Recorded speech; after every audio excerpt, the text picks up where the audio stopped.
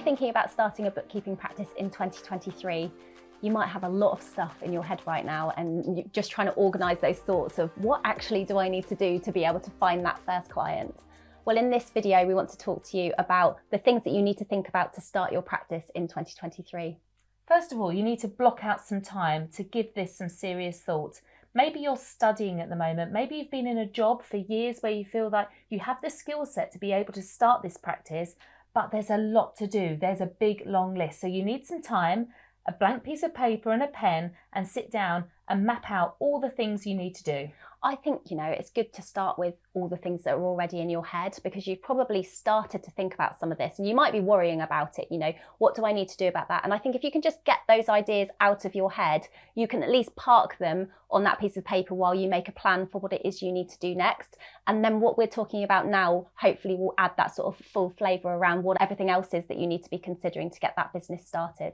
I think sometimes we over-catastrophize things, don't we? And when we have so many items in our head, it can feel like it's going to be a mammoth task. But actually, some of the things we're going to mention are actually quick wins and you can get them done really quickly. You just need some time to actually take some action. So that time blocking is really critical. So we want you to block some time in your diary so that you can make sure that these things get done. But we also want you to keep that appointment in your diary going forwards. This isn't just about finding a day, because I think that when we try and set that expectation that we'll get it all done today, then we're disappointed that we're not able to achieve everything because, there are lead times, so we kind of need to wait for things to come through.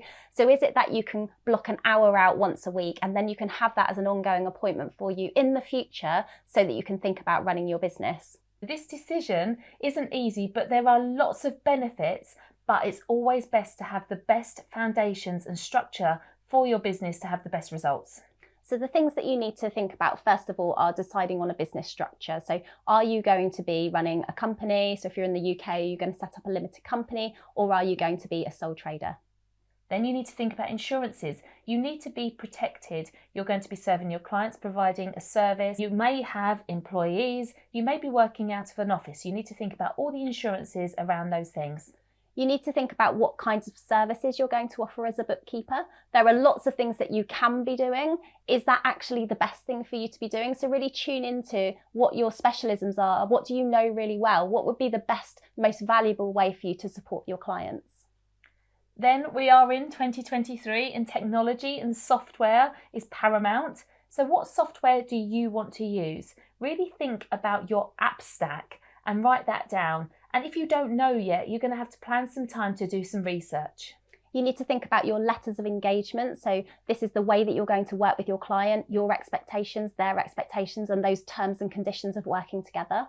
You will need a practice license from a professional body. You need to think about anti-money laundering, and they may be able to supervise you for money laundering regulations, but you need to find out what that entails and what that professional body needs you to do to comply.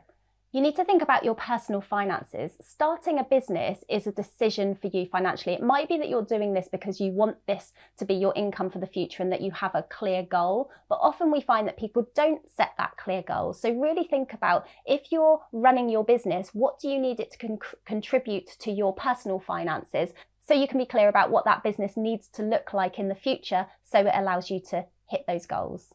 And when you have that goal, when you know the net balance after tax that you want to be taking home, you can add back all the other things and the cost of software and the insurances and the practice licenses, all the other outgoings, and work out what your turnover needs to be to fulfill those goals. And then you can start thinking about pricing. How many clients can you serve?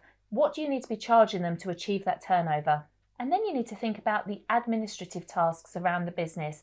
Maybe a calendar, maybe you need Word and Excel, and maybe you need some video conferencing tools. All those other softwares that are nothing to do with the actual operations and bookkeeping, but what are they going to be and which ones do you want to use?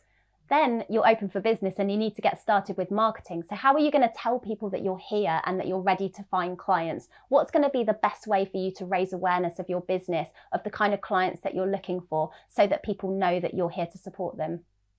And when you've done the marketing and maybe you get an email or a message in your direct messages, how are you going to then book them in and then do a sales call? What's your sales call going to look like? How are you going to explain to them the services? How are you going to tell them what the price is going to be? And how are you going to engage them as a client? Once they become a client, you need to think about how you onboard them into your way of working. So what journey do your new clients go on so that they can become a routine client within your practice? And you really need to think about how you're going to get paid. No one does this for just love. You need money in the bank. So what payment processes are you going to have in place? What are the deadlines going to be? How long are you going to give your clients to pay their invoices? And how are you going to raise your own invoices? We've worked with so many bookkeepers now to help them get started in business, and I really love seeing the success stories of everybody on their journeys, what they've been able to achieve, what that's meant for them in their personal life.